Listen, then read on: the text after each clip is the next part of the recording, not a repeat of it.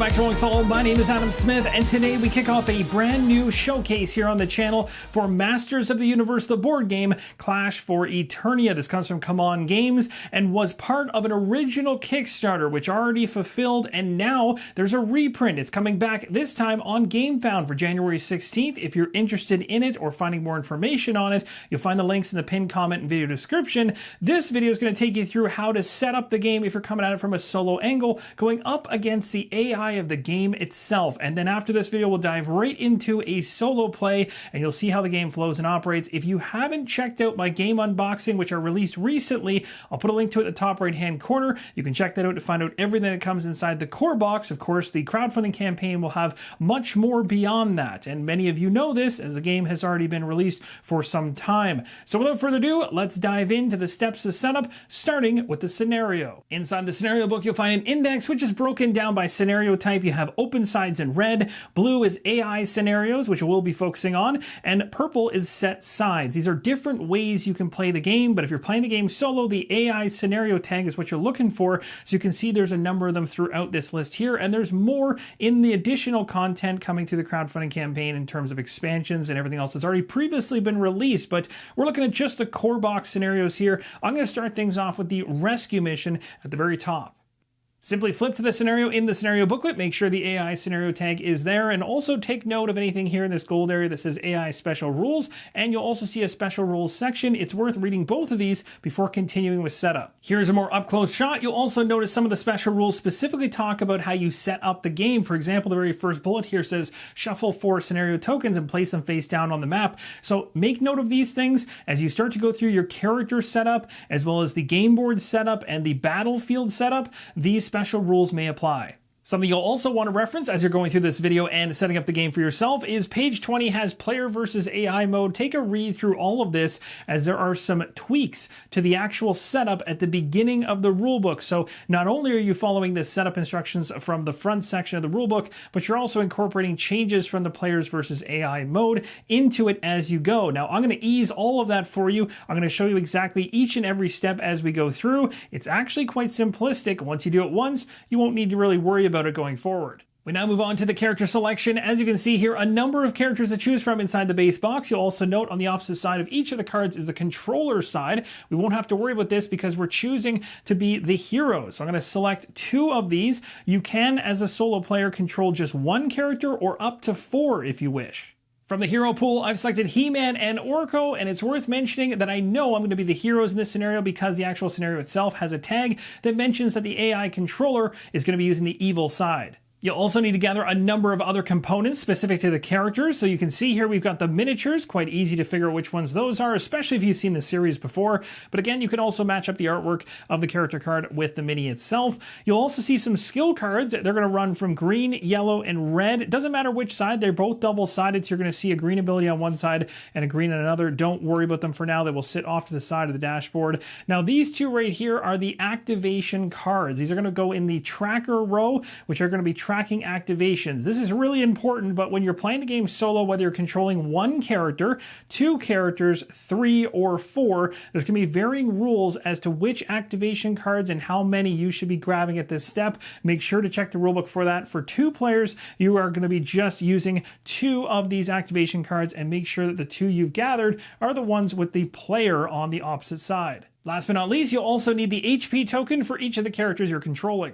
Now place your character cards inside their dashboards. Place the skill cards to the right of the dashboard, starting with green, then yellow, and then red, and then have your HP token and mini nearby. We'll be placing them out onto the battlefield and the tracker in the near future. As needed, set up all of the characters in the exact same way. For the time being, take all the activation cards for the characters you're using. Again, ensure you reference the rulebook depending on the number of characters you're controlling, as the variation in cards and type are going to matter. Just place them here on the tracker for now. We'll actually set them up a little later. The next step of setup is around the player controller. In this case, it's called an AI controller. And because we're going up against the enemies, we only care about the AI cards that are for the enemies. We do have AI cards for the heroes because, as you know, you can actually go up against the heroes if you wish. Of course, this scenario tells us we're using the enemies. So we're going to go ahead, I'll flip it over and show you on the back side. Easy to find the characters that have AI cards, as it mentions AI character right on them. We're going to go ahead, shuffle these up, and randomly select 3 from the pile. Here are the AI characters I'll be going up against. Of course, we have to have Skeletor, so that one wasn't random. I selected that one by hand, but I went randomly for the other two, and we got ourselves Triclops and Merman. Similar to the characters we're going to be controlling, these individuals need their miniatures as well as their HP tracker token, and we're also going to grab the AI token as well. Next, take a look through the mini cards. Find the activation cards that match the characters that you've selected for the AI controller. It's important that you make sure they say controller on the back side. You will find some of them with player on the opposite side because, again, this game is very dynamic in how you can set it up.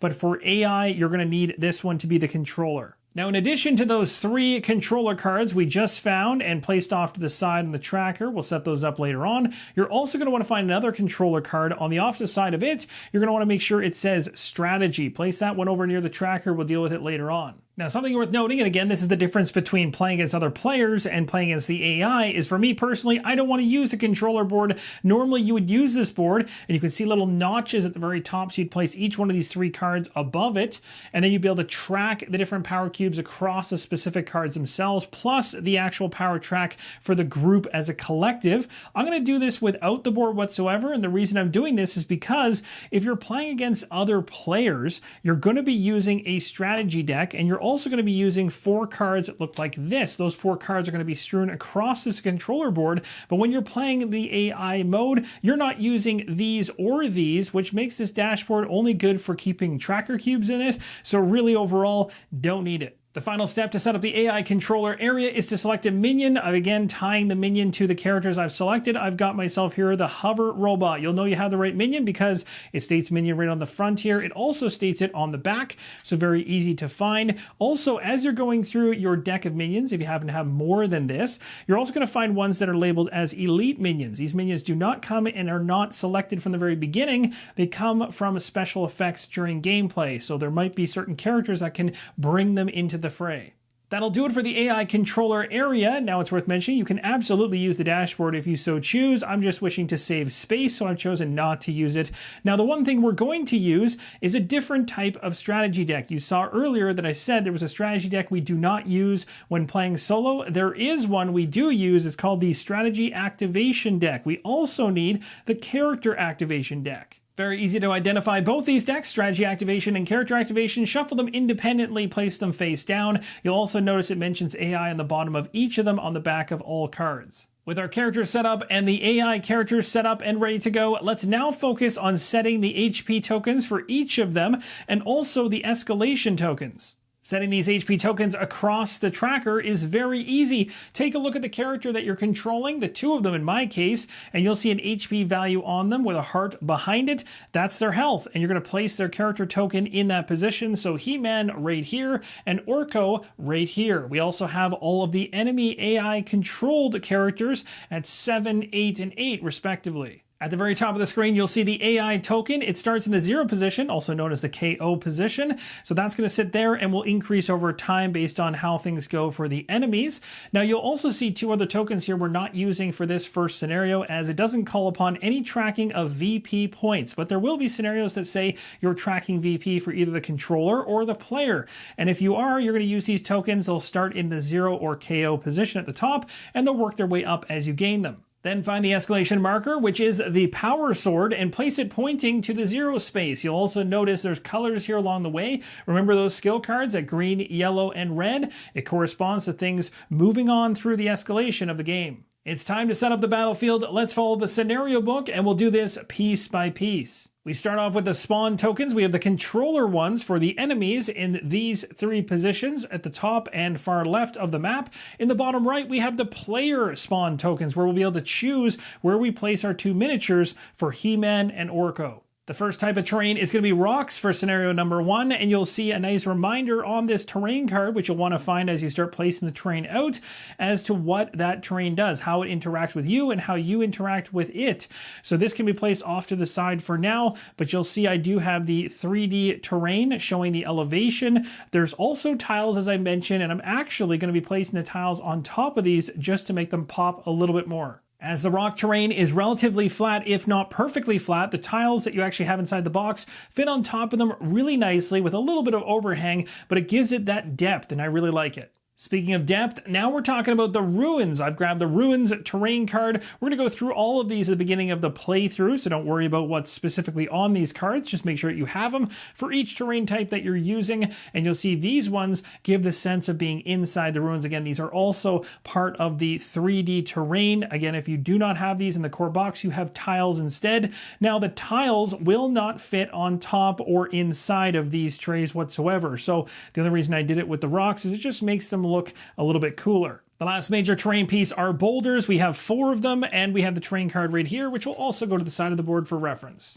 Now, this next step of setup for the battlefield comes from the special rules in the scenario book. Remember, it told us to place objective tokens in the very first bullet.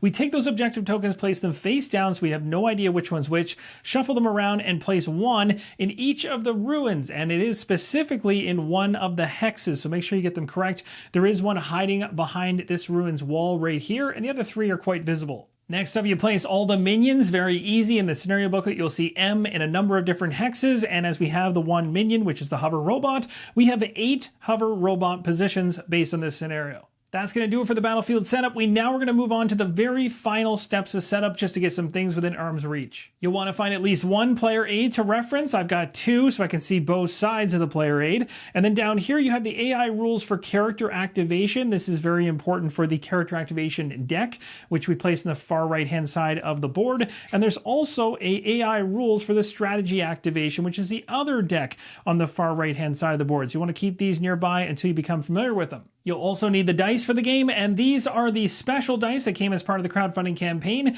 The ones that come inside the core box are black as their major color. Energy cubes, as well as any additional tokens like the days tokens or the character tokens, can just be placed to the side of the game board. I've got them in game trays. These are not part of the core box experience or anything in the crowdfunding campaign, but they help with organization. That's going to do it for the setup, and we'll conclude in a second, but I want to go 1 phase into the very first round, because the very first round's phase, and every round going forward after that inside the gameplay, you do what's known as the order phase. You'll be using these activation cards, so we're going to go ahead and set them. I'll show you how this works. Very easy for the enemy AI. We're going to take the 4 cards at the top there, which is the strategy card, and the 3 cards for the different characters we've chosen in purple. We're going to put them face down, shuffle them up, and put them into each of the slots on the tracker, which I've currently got covered by cards, and anywhere it says the word controller, one of those cards is going to sit. As you can see in the activation row, we have controller at the top, player, and then it goes back and forth all the way down through. Something else that'd be important is the number of energy by each one of these, but we'll talk more about that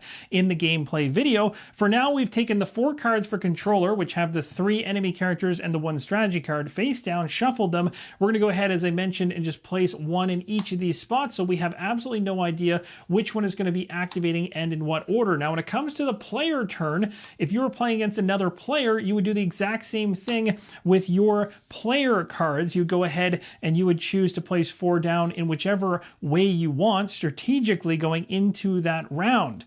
But because we're playing against the AI, there's nothing to hide, so I'll be flipping mine face up. Just like that, all the player cards are in the activation row. Again, keep in mind the amount of energy that you gain for that character when that character's in that slot. It's going to come into play, maybe not so much in the very first round, but you're going to want to keep an eye on that when you're thinking about where things should go in future rounds of play. At this point, we've done the order phase, which is one of the 2 major phases of a full round. The next phase is the activation phase, where we get to actually activate starting at the very top of this track and working our way all the way down. But for now, we'll leave that for the next video when we dive into gameplay. And that, my friends, officially wraps up the How to Set Up video for Masters of the Universe, the board game Clash for Eternia. You'll also notice on the game board I've already placed each of the enemy controller characters in the 3 different positions. You can choose to do this yourself, whichever way you want, or you can randomly do it if you wish. Same thing for the players. You have multiple spots to choose from, especially if you only have, well, less than 4 characters. You have other options. I've chosen to place He-Man right here, and we have Orko right here. Everybody's ready to go. I really hope this helps you get the game to the table that much faster, and also stay tuned as we dive into gameplay. I'll show you how this thing flows and operates, all the rules, and get you to where you want to be to enjoy it. Thank you guys so much for watching. Let me know in the comments down below what you thought of this video, and as always, keep on rolling solo.